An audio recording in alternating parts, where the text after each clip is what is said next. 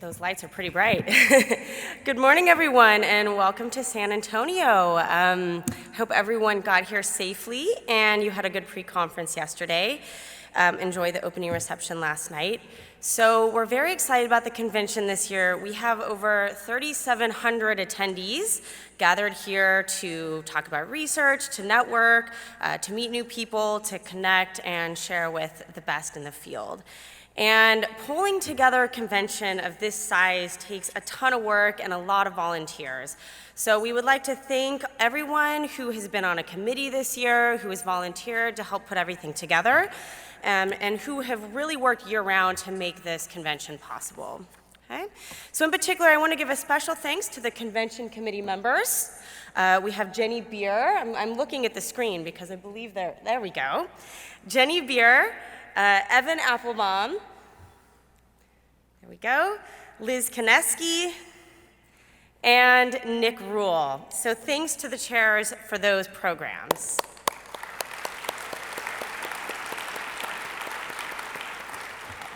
And I also want to give a good thanks to the chair of each of the programs. We have Rich Slachter, who is the 2017 program chair for the symposium.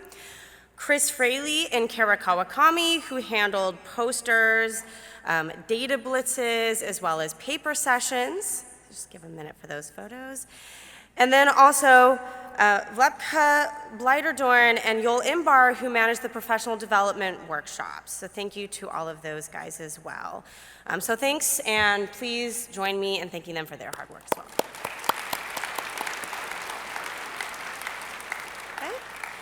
So I encourage you guys to spend as much time as possible reviewing all the many sessions we have over the next couple days.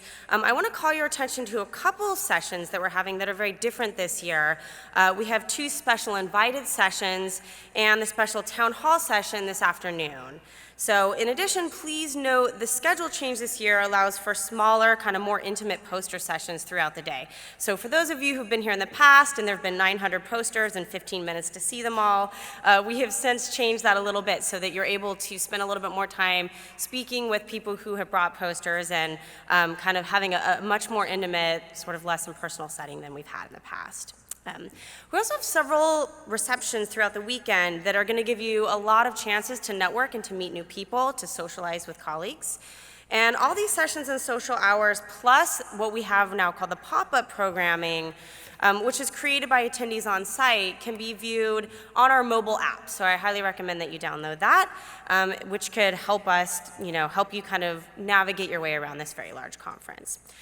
Something also new this year, you can rate every session that you go to on our mobile app, and this feedback is really important for us to kind of figure out how we want to plan the convention next year in Atlanta, sort of what works and what doesn't. We really rely on attendees to give us that kind of feedback, so I encourage you to do that as well. And I know there's many of us who attend the convention every year. There's also a ton of first-time attendees, and I remember when I was a first-time attendee and I kind of hung out in the bathroom alone eating my lunch before I knew anyone. And so we want to kind of make this a much more warming and welcoming experience for those first-time attendees by creating a lot of these special sessions to help you meet each other. And as you make your way through the convention, whether you're regular or a newbie, you've been here several times, I hope you enjoy the weekend, and I look forward to meeting many of you guys in the upcoming days. Oh, that's it.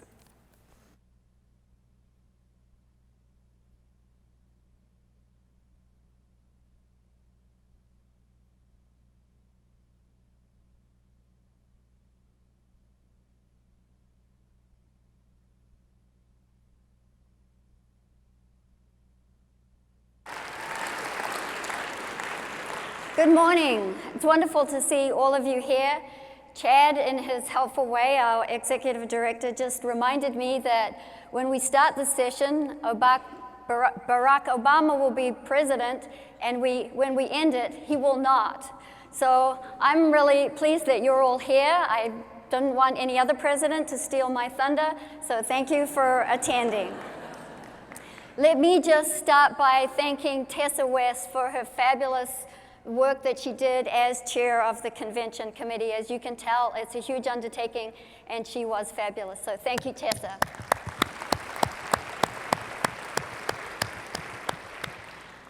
I also want to take this opportunity while you're all here to say thank you to Chad Rummel, our executive director, and his great crew. You'll see them around in their blue t-shirts. They do everything, they make sure it happens, and I want to give them a very public thank you. So please join me in thanking the SPSP crew.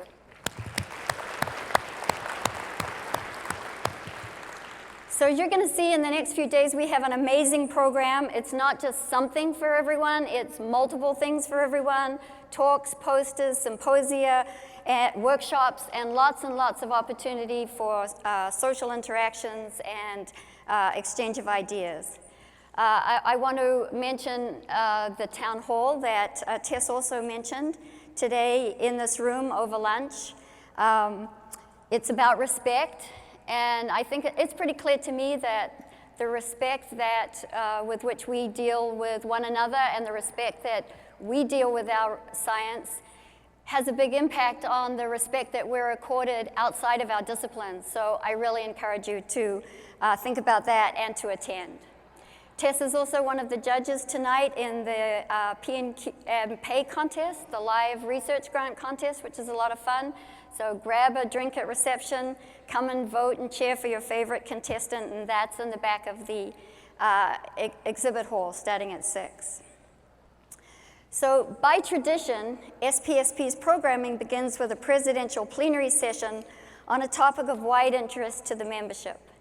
And despite our diversity of perspectives, research interests, and callings, something everyone in this room has in common is an interest in the impact of our science beyond the lab. From nothing as practical as a good theory to broader impacts along with intellectual merit and giving our science away, social and personality psychologists have always been concerned with how science works in complex, diverse, and consequential applied contexts. And this interest has two sides, of course. First, how is our science being represented and used outside the lab? And could we be doing better? And second, how well does our science perform in the messy, multi-determinal world beyond the lab? And could we be doing better? So to give us some perspectives on these very questions, I'm excited this morning to bring together our panel who are going to discuss social and personality psychology in their industries, what works, and what we could be doing better. So please join me in welcoming to the stage Joshua Tabak from internet.org at Facebook.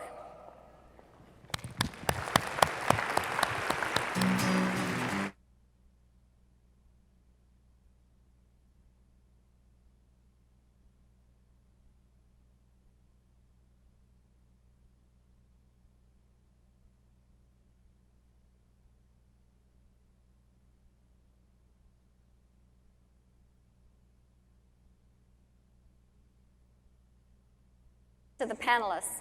So if you open this session on your mobile app, and I know you've all got the mobile app, then there's an option to ask questions. Please submit questions, and the panelists will answer them at the end of the session. But I've asked each panelist to start off the session with a short overview of how they use social and personality psychology in their careers. So let me start by welcoming to the podium Joshua Tabak. Hi, Josh. Thank you.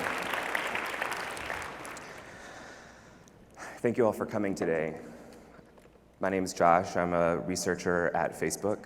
And we're going to see if I can do my talk today without any notes. So wish me luck. I was asked to come here today, as Diane said, and talk about behavioral science in industry. So I didn't know what I wanted to talk about. I gave myself a generic title. But I realized pretty quickly, I've only been in industry for 5 or 6 years. I'm not a historian. In industry, unlike academia, we don't spend a lot of time studying our own past. So I didn't feel like I should talk about the past. That left us with the present and the future. I was thinking about how I really spend a lot of my time, and I spend a lot of my time traveling around the world, getting to know the real people who either use the products and services that I'm working on or might use the products and services that I'm working on. And when I think about all the people that I interact with around the world, so these are the countries I visited in the last 5 years alone for work. I feel like there's one area where social and personality psychology has kind of let me down. And Diane, as she was saying, was asking us to think about ways that science does or doesn't perform when we're in the field. So what I want to talk about today is how behavioral science and industry does or doesn't help us understand behavior around the world. I want to give a few caveats here. I'm not an expert in cross-cultural psychology. I'm not a culinary anthropologist. You'll see why that's relevant in a moment. If I get things wrong, please, I beg you for forgiveness. So I want to talk about fried chicken and spaghetti, obviously. That's what we're all here for. Where is fried chicken and spaghetti from? You might be thinking nowhere, because these things, I've never seen them together here in the States. Fried chicken, you probably think from the American South, and there's good reason for that. Fried chicken was really popularized in the American South, though the roots are in Scotland and West Africa. Spaghetti, you're probably thinking spaghetti's from Italy, obviously. And yes, it's a staple of Italian cuisine, has been for centuries. The roots are actually from China, but this is clearly Italian food. Now, what happens when I put fried chicken and spaghetti together? You may have never seen something that looks like this, but this is actually a very, very common meal somewhere. So common, in fact, that McDonald's has it on their menu. And think about that, because spaghetti is not a McDonald's-friendly food. Once you cook it, it's not good for that long. So they must have been pretty motivated by a local culture to put this kind of item on their menu. The Philippines, where this is from, if I told you, you might be surprised.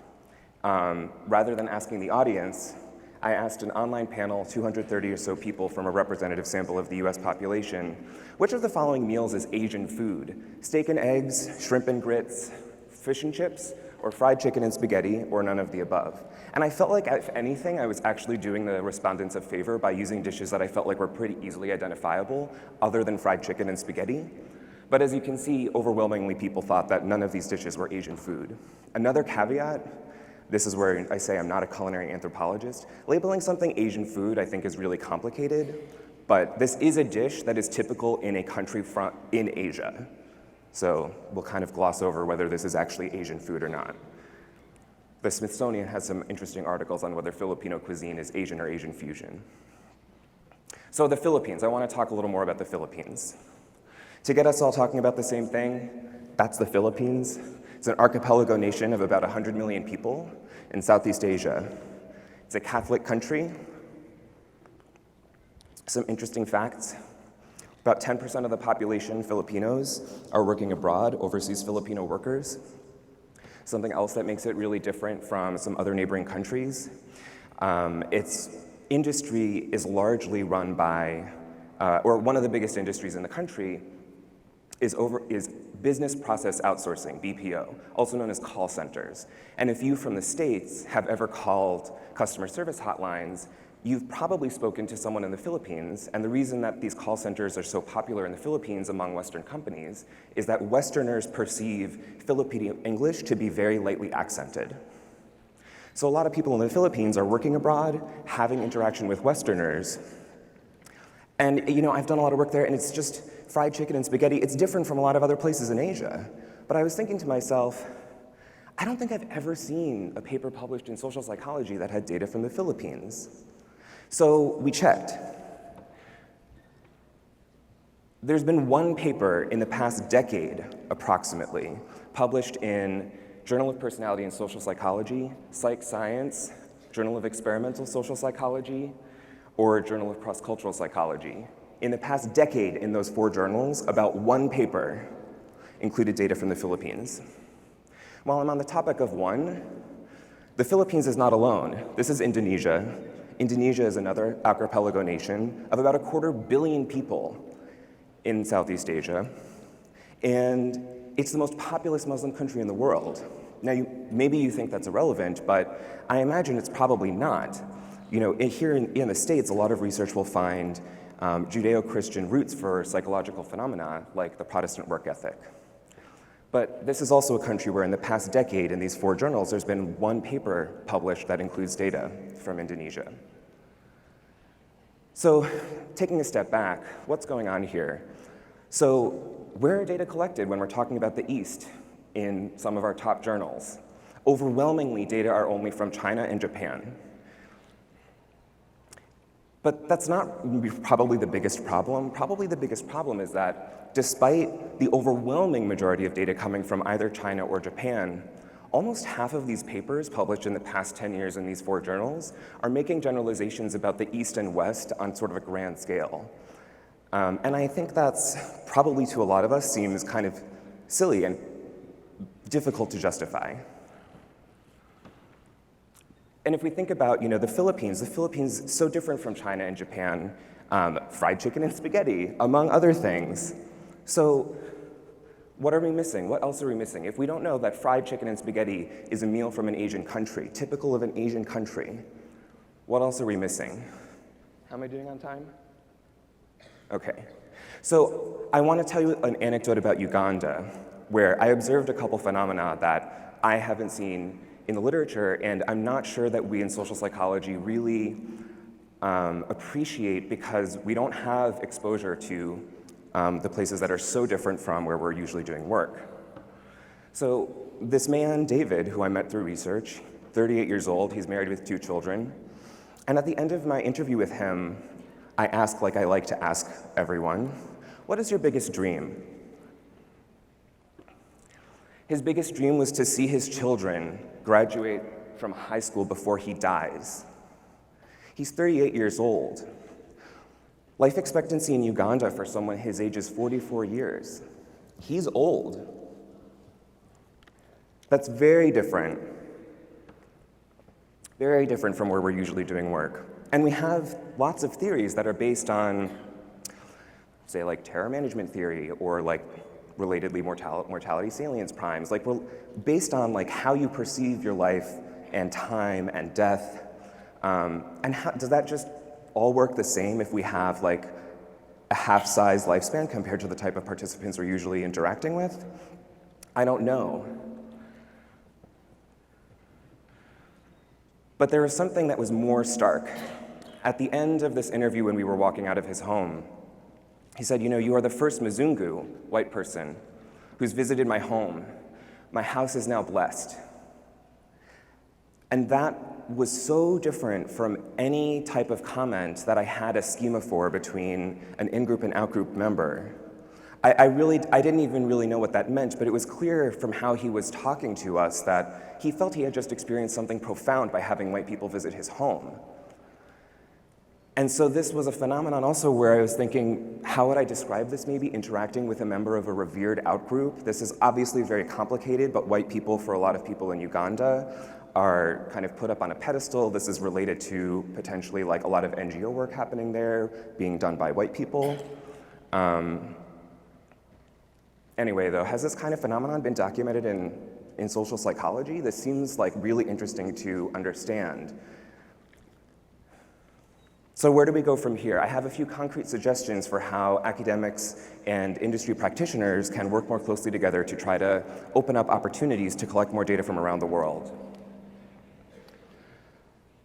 Collaborations are hard, but I think that if we can kind of go through a mode of tack-on studies, we have an opportunity to develop a whole new paradigm for social and personality psychology research. Think extremely brief procedures, 5 minutes or less, and think about research that you could do with non-representative, non-random samples, because that's really what we're talking to when we're talking to people for industry research.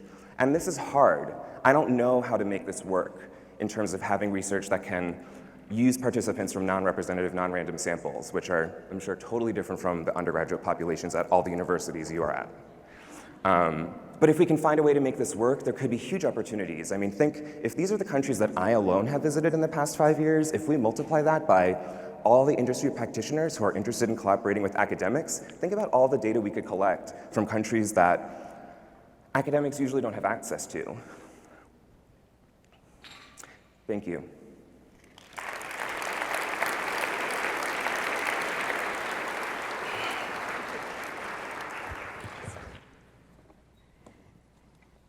Thanks, Josh.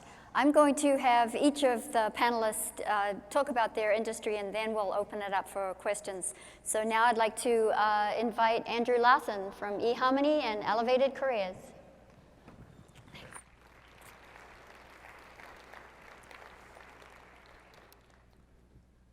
Hi.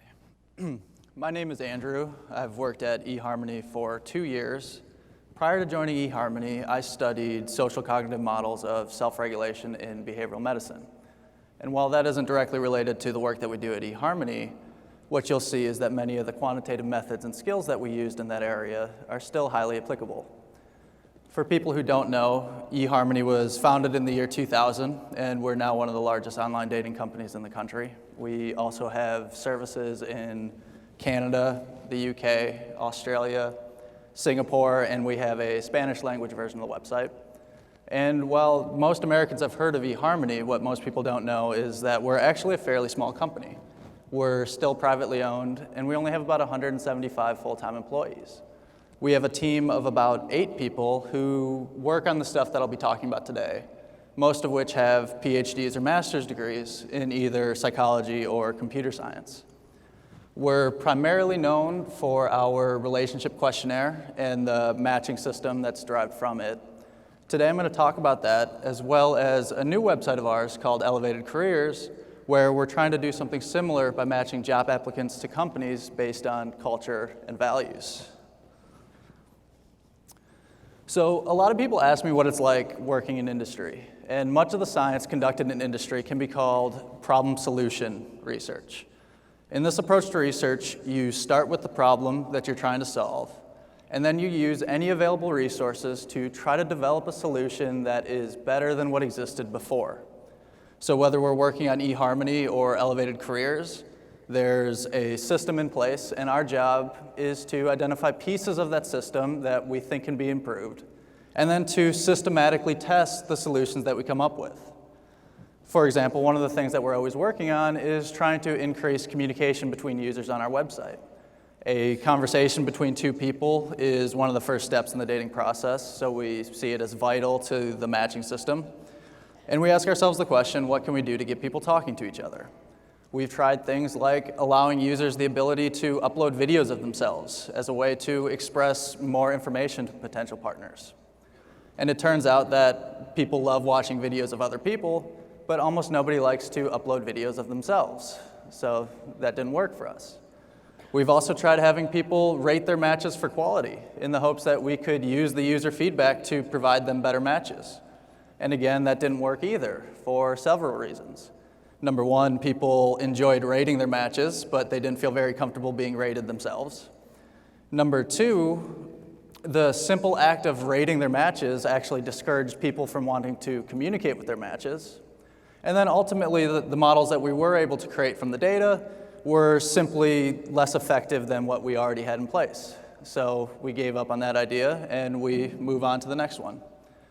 Today, I'm going to talk about the system that we currently have in place and how we evaluate and try to improve the various components of it.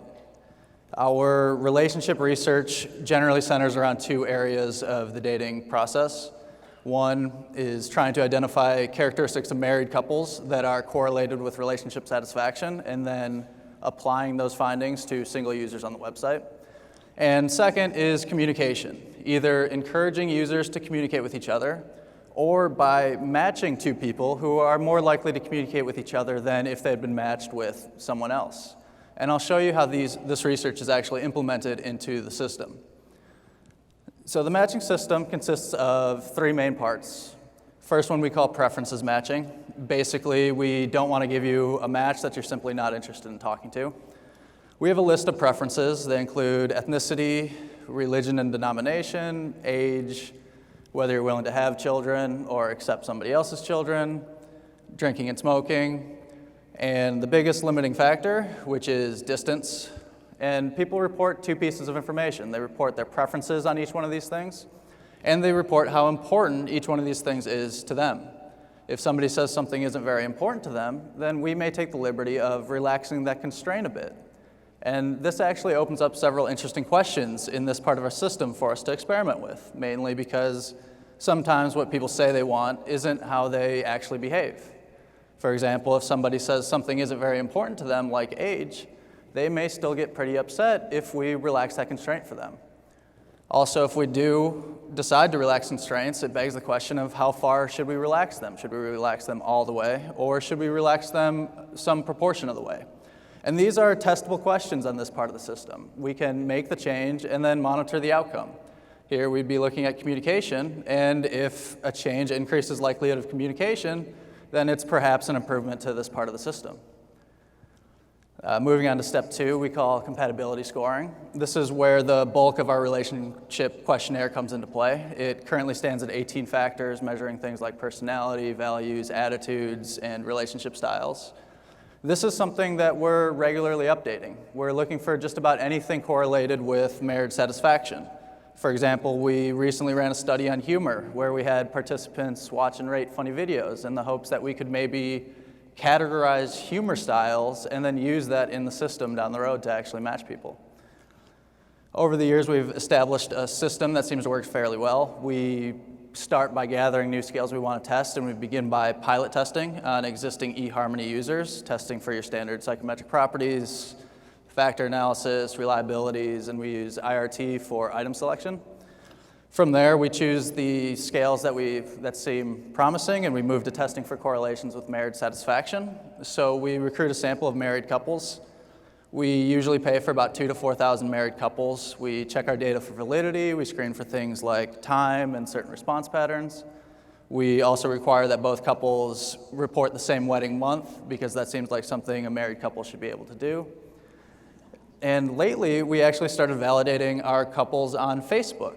We originally started doing this to ensure that our couples were actually married to each other, but it turns out that this is actually a great way to validate data in general, because we often see things like this, where this was posted by a person who lives in Venezuela who signed in through a VPN and took our survey as if they were in America.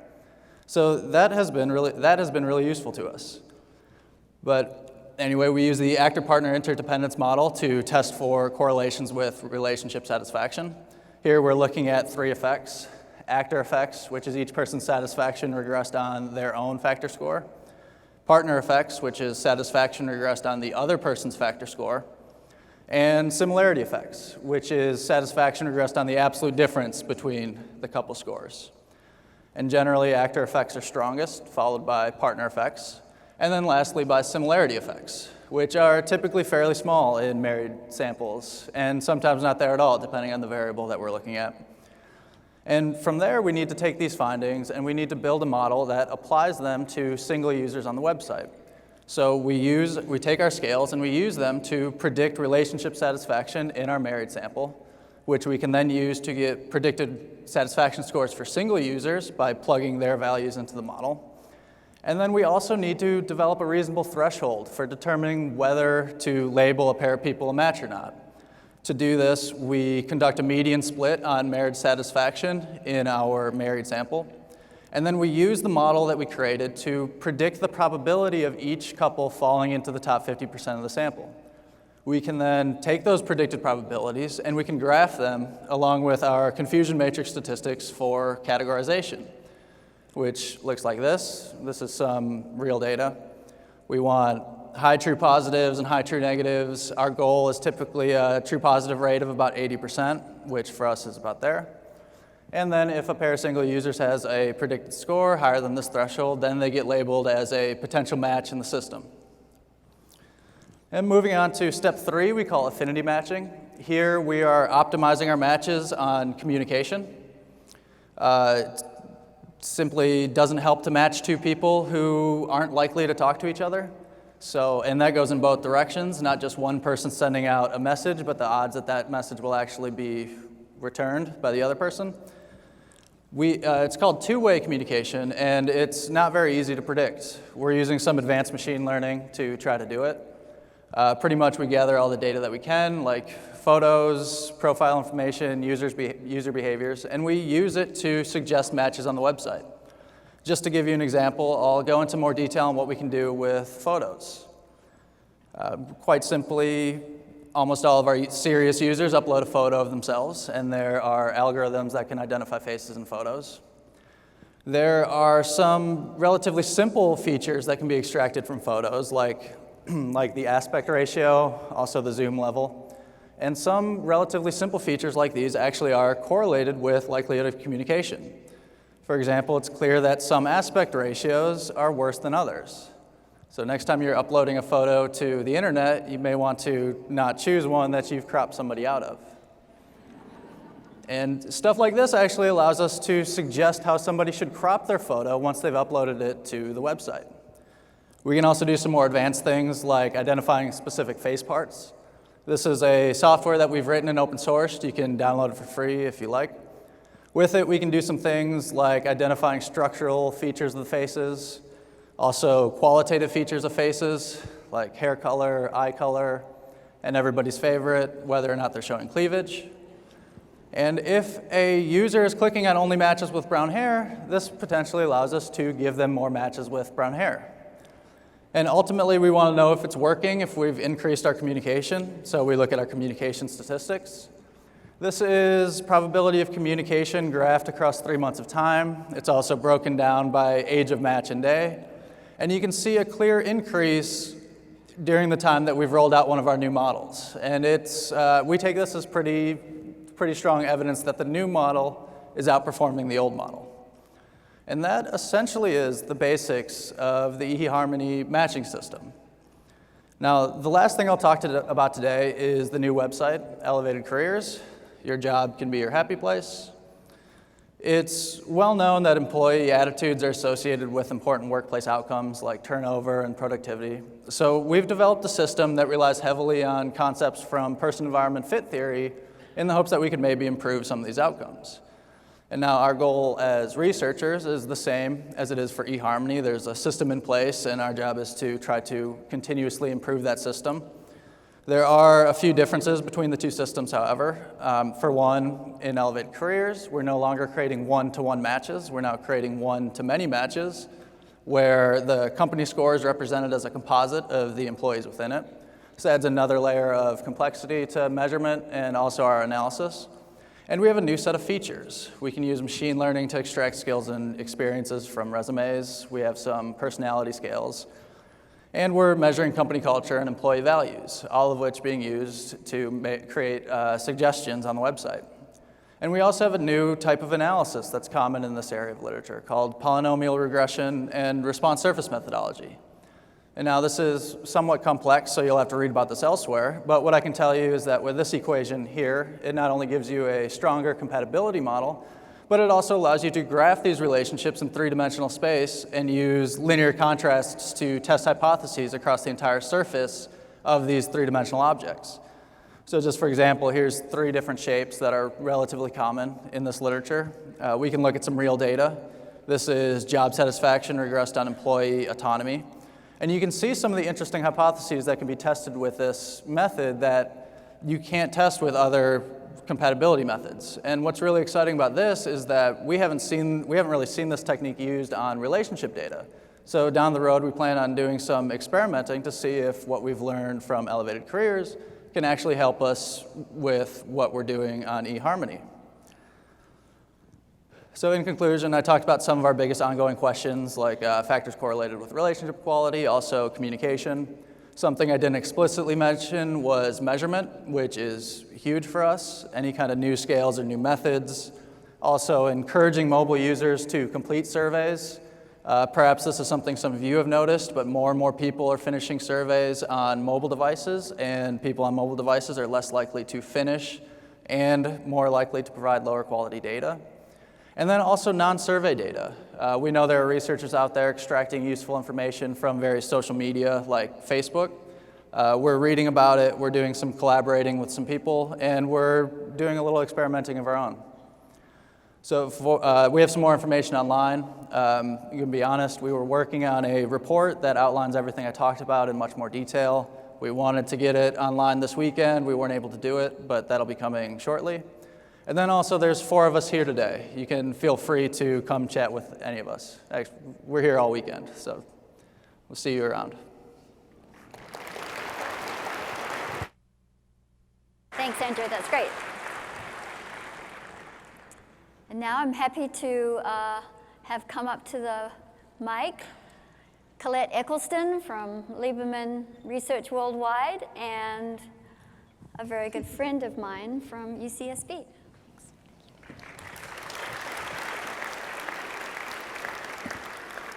Thank you all for coming out this morning. So I'm going to spend the next few minutes talking about market research and the state of social psychology in market research.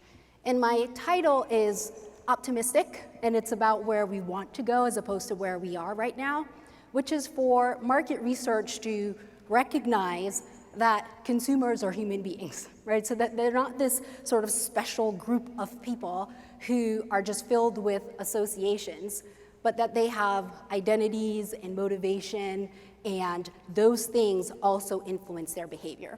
The reality is, in the world of market research, there isn't very much known about all the theories and methods that we know of as social psychology, and so I think there's a great opportunity for us to influence that world more so. So let me give you actually a little bit of history about market research. So market research really started in the 20s, and it was an offshoot of the advertising boom.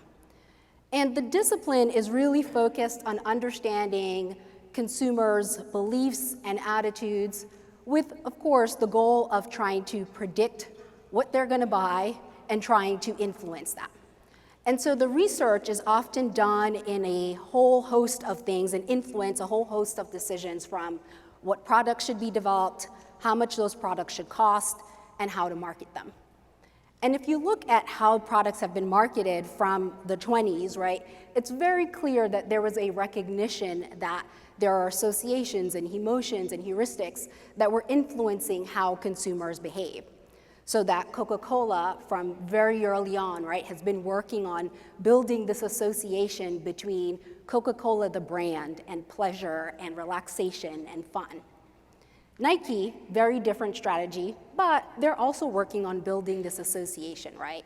So that they want to signal that if you use Nike, if you buy Nike shoes, that you belong to a group of people who are fiercely determined to achieve and maybe a little bit irreverent. So although market research has this sort of built-in, and there's evidence of it there, some of the research we've done doesn't necessarily show that.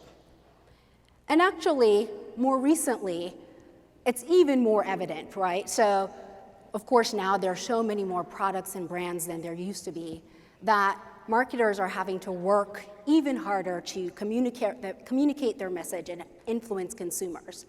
And perhaps arguably no one does this better than Apple, right? Convincing us that we have a need before we even know that we have a need.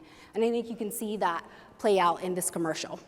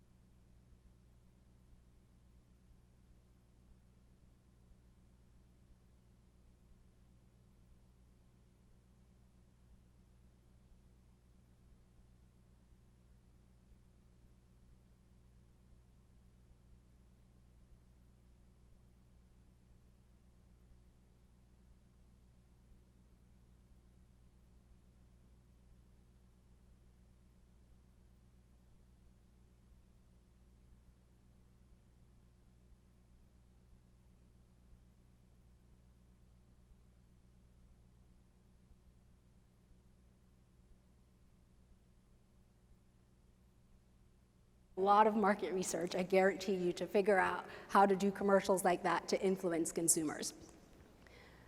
Despite all of that, what actual market research looks like doesn't necessarily reflect this implicit assumption that all these other things are going on that influence behavior. And the fact is, a lot of market research sort of seems to reflect some assumption that people are really consciously deliberating all the features and benefits. How much does the phone weigh? How long does the battery life last? How much does it cost? And that not only are they doing that for things like phones, but they're also doing that for shampoo and they're weighing, do I like the way it smells, and does it make my hair stronger, and is it for a person like me, whatever that means. And so the research didn't necessarily reflect this more complicated view of human beings. And so market research in some ways is really desperate for a way to capture some of these non-conscious influences. And now we're at a place where there are a lot of people in market research who want to be able to measure these non-conscious influences.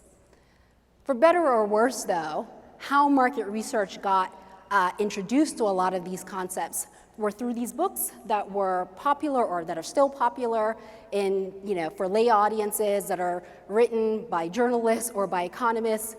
They're reading very few books that are written by social psychologists. And part of what this has led to is this cottage industry of experts who are now feeding this demand for non-conscious measurement to get deep into consumer brain, right? So in part because it came from these books that were written for popular audiences, they tended to focus on research that highlighted effects that were ironic, completely unexpected, not what we had thought of before, and not on things that were perhaps a little bit more mundane. And so there was this notion that the non-conscious, that if you somehow are able to get at those non-conscious influences, that is the cause of behavior. And so let's tap deep into consumers' brains to understand what they're gonna do. And so you see measures like an emote icon and people claiming that this is an implicit measurement of emotion, or things like MRIs, EEGs, EMGs, and so on, that again are sort of promoting the belief that they are implicit. And these measures may be reliable and valid for all sorts of other things in their own right, but how they're used and the claims that are made about them in this context is that they are going to get at these implicit attitudes and associations that consumers have no idea that they have. And of course, because the promise is that we're gonna get you something that you would never have known before, now there's a little bit of skepticism, right? Because now people have tried out some of these methods that are offered by some of these companies, and it didn't necessarily work, or it didn't reveal the insights that they thought it would, that now there's a little bit of skepticism. So actually, both of these articles, and I'm sure a lot of you here saw these, came out in the last couple of weeks that are challenging the notion of implicit attitudes, or at least the value of them, right? So one in New York Magazine and the other in National Review, debunking, using their terms, implicit attitudes. Right or wrong, this is the perspective that's out there. This is the information that people have access to in that world, not necessarily our journals. So how did we get to the place where this is the corner or the box that we've been put in of social psychologists, people somehow associate that with implicit attitudes and nothing else? So one, there are three things I'll talk a little bit about. So one is poor understanding of concepts. The second is high expectations. And then the third is really the bread and butter of what we do as social psychologists, the consideration of situational factors. So the first one is poor understanding of concepts. So in the world of market research, and frankly, probably in your world, if you talk about what you do, that there are all these terms that people use interchangeably when they talk about implicit, right? So you hear non-conscious or fast thinking and slow thinking, subconscious. The one that really irks me is sort of the conflation of non-conscious and emotion that people do all the time. So because there isn't a clear understanding, right, that leaves the way for people to present things that aren't necessarily the case, and people can't challenge that because they don't really understand what we're talking about. The second one is around this idea, right, of the expectations that by measuring and getting at implicit attitudes, that is the cause of behavior. And if you get that, you will now know something that you wouldn't have otherwise. And that this is going to be the most important thing to know. And then the third one, again, is not taking into consideration, well, what are all those other factors that interact with or moderate the influence of those non-conscious beliefs? Or what are other things like goals and motivations that we should be thinking about beyond just perceptions and attitudes? So a couple of potential solutions. So one is to be really clear about our terms.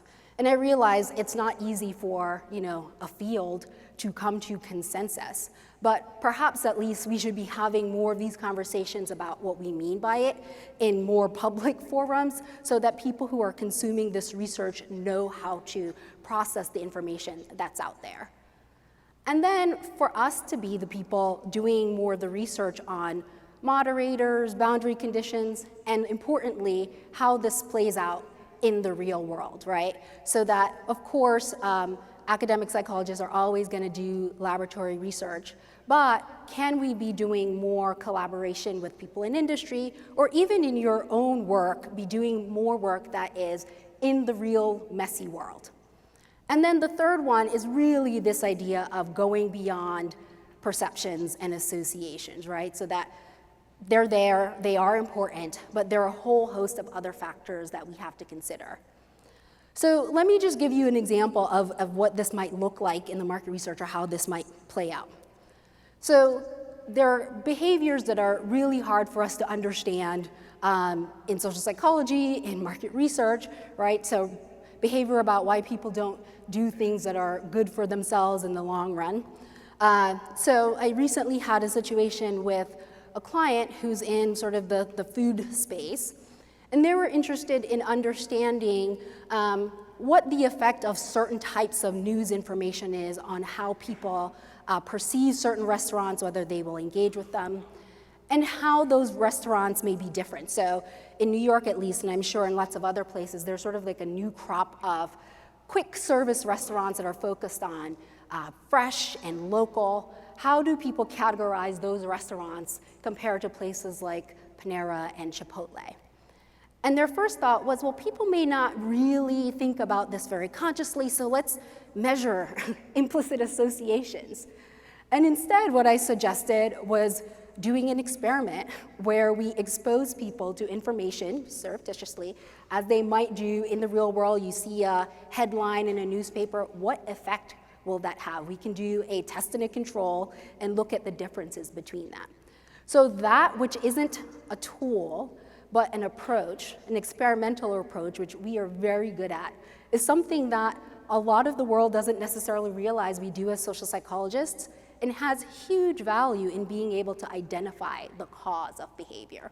So that kind of thinking, so getting the world to think a little bit more about what we do as social psychologists, one, our experimental approach to things, and again, things like goals and social identity and how that influences people's behavior.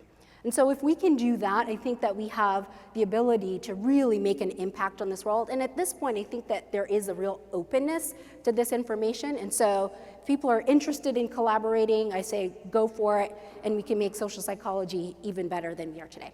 Thanks.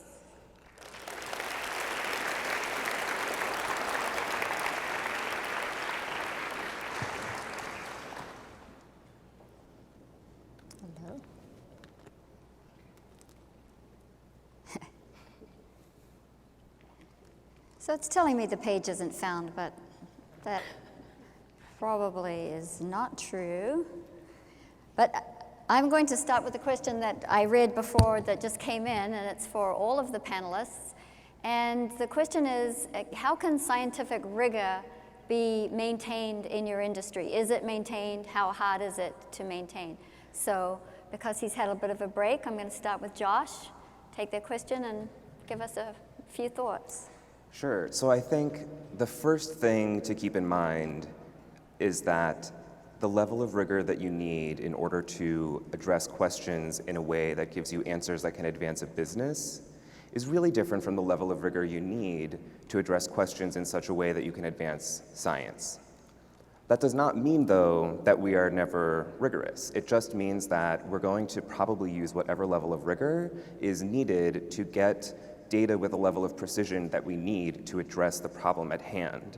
So if we're doing something like we have a new piece of software and we need to see if it's usable before we ship it out the door, I mean, maybe I'll talk to 8 people and have like 8 people try the software, and I know this probably sounds insane, and the first time, my first job at Microsoft Research, I had no idea what I was doing. I was like, oh, I've got to bring in like at least 30 people, and then we need like a control condition, so you need to make me some other software. And they were like, no, just talk to 6 to 8 people. And I actually said to them, like, to my boss, I think that would be like irresponsible, so I'd rather just not do it.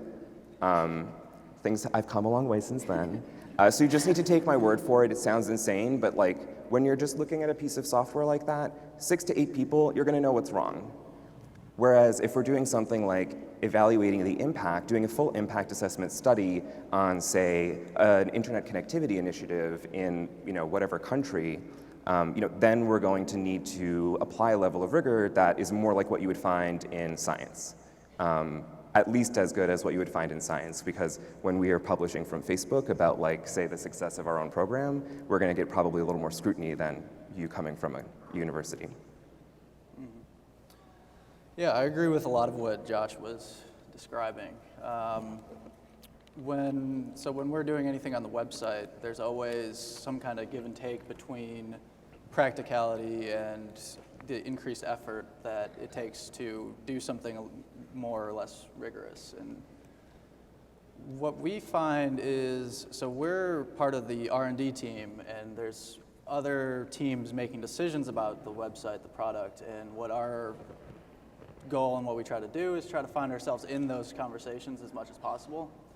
Because a lot of times when a decision is made for the company or what the product is going to look like or how they're going to change communication, it usually comes down to a relatively small number of people sitting in a room making a decision on what they think is best. So the more that we can interject into that, the more we can try to keep rigor involved. But there is definitely a give and take there. So you're not always successful. Sometimes we're not always aware. Okay. Yeah, Collette, what do you think? agree. I think that the criteria are different, right? And even within industry, depending on the decision that's being made or what the research is being used for, that influences the approach, right? So yeah, if a company is going to be making a really big decision about a new product, then that research and the rigor and the complexity of it is going to be different than, we're going to make this tweak and people may or may not notice. And so I think it's important to consider, well, what is your goal? And then that should influence it. And then we need to be partners and participate if we think that there is a real problem in how people are interpreting or going about the work. Great. So obviously, one of the comments that all of you made was about collaboration, and a lot of people are interested in how do we do that?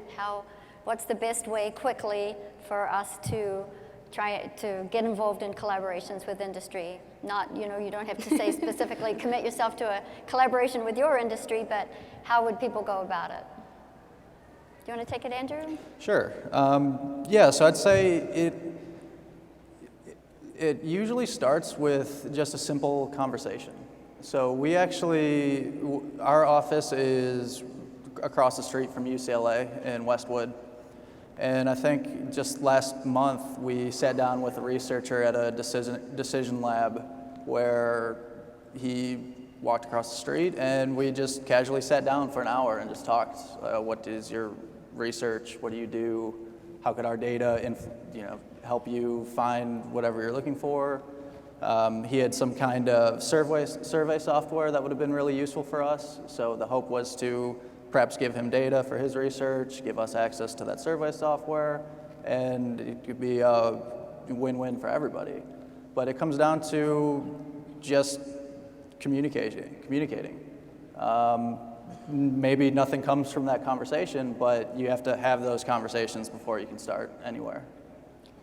And just to build on that, I would say go into those conversations. So reach out to people on LinkedIn or email them directly, but go into those conversations with a clear idea of what you think the impact or the implication of that is, right? So I've reached out to you in this company because I think this research is applicable to this thing that you're doing, as opposed to expecting that they will think through all the possible implications that they could do with it. And of course, it's a conversation and that can evolve over time, but I think at least showing that you have some understanding of what they're doing and how this research can be used will be really important to move forward. So building off of both of these ideas here, impact and what the impact on the business will be is critical. Just doing research because it's interesting, most companies probably is not going to push a conversation forward. Then on the first point about relationships, it's all about relationships. You need to build relationships. And I've answered this question a lot of times. The one thing that I would emphasize is a lot of people that I speak to from academia, they have like these grand ideas about what we may be able to do together. And that might be true and it might be amazing for all parties involved. But when you're in a company and you're being asked to share data, that's really scary. And if you, as the person proposing a collaboration from outside the company, can do a foot in the door technique and ask for something really small, maybe that is only focused on how it helps the company, to start building that relationship and building the trust with the shared data, that I think could be a really successful way to build towards larger, grander collaborations. Thanks. Another question that came in that seems relevant to this, beyond the conversations, like how do you find out what the research is that's relevant to your field? Do you read the journals? Do you get somebody else to read the journals and tell you what's in them? How do you guys keep current? I mean, I still read journals. And often we will get, and I must say, I still read social psychology journals, but now there are other journals that I read. Harvard Business Review, for example, is one that lots of people read, that sometimes will talk about academic work, but I think understanding what clients, for me, what they're reading and what they're seeing, and then going back and digging into the social psych work that's relevant to them. And so we read journals, but as soon as you get out of academia, it just becomes harder and harder to stay up on that information. It's pretty hard inside academia. Yeah. So every now and then we'll do a casual literature review of the general area, but then also we kind of stumble upon articles here or there. It's one of the reasons that we're here is to walk around. I'll take notes on concepts that I haven't seen before and should follow up on. And then a lot of the articles we read tend to be quantitative articles.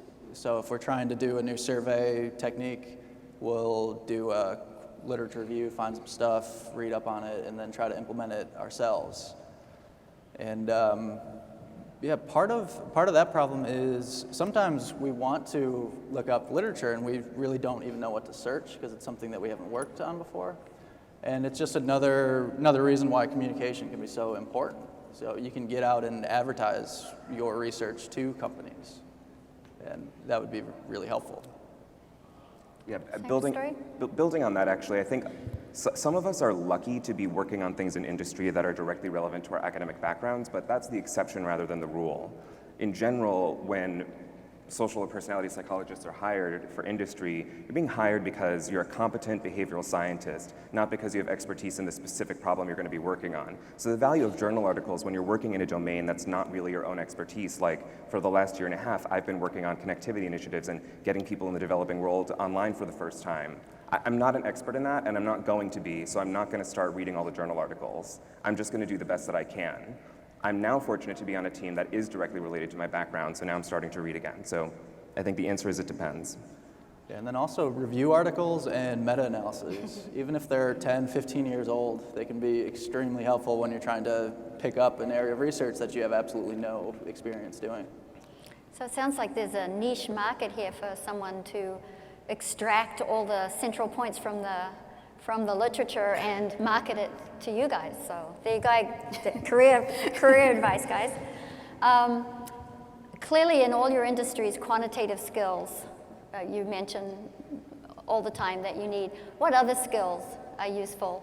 And what other skills do you wish that you had gained in your graduate career that, what do I wish I knew how to do now?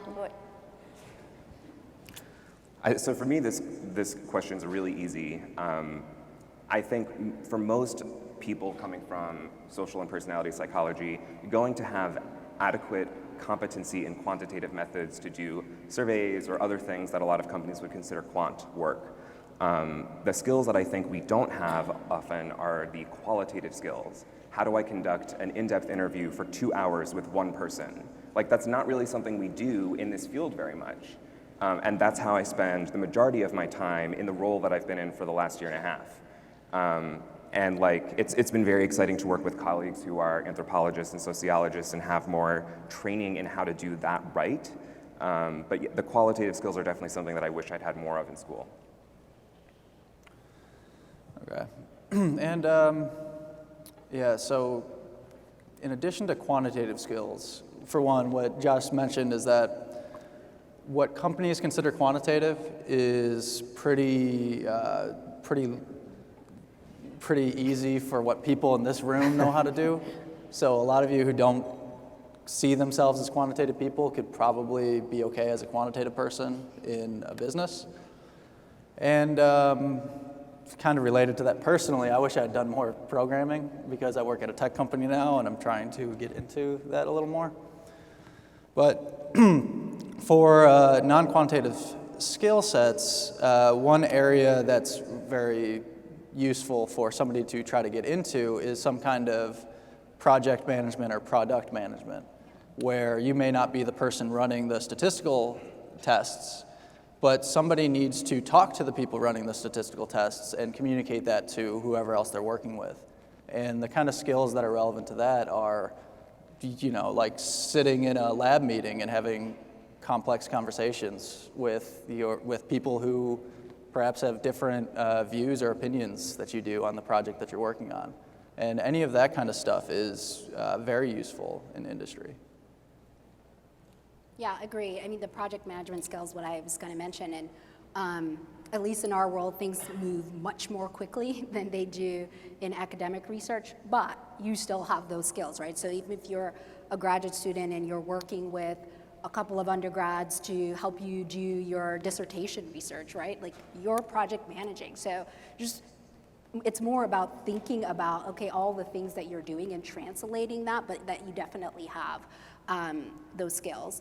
I would say of the skills that need to develop, it's more on the end of synthesis and getting to what is the point. How do you make the argument based on the evidence that you have, and being able to do that quickly and succinctly is something that, you know, in industry is really valuable, that no one is, you know, people want to be able to know, for example, on the first page of your presentation, what we found and what we should do. And so being able to quickly articulate all your important findings is a really important skill.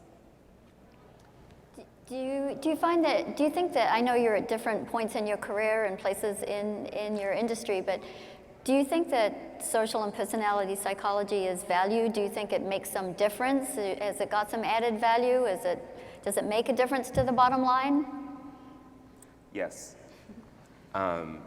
I'm very proud that I work at a company where, like, not just researchers on the team, but product people and even senior management and executives know what the acronym WEIRD stands for.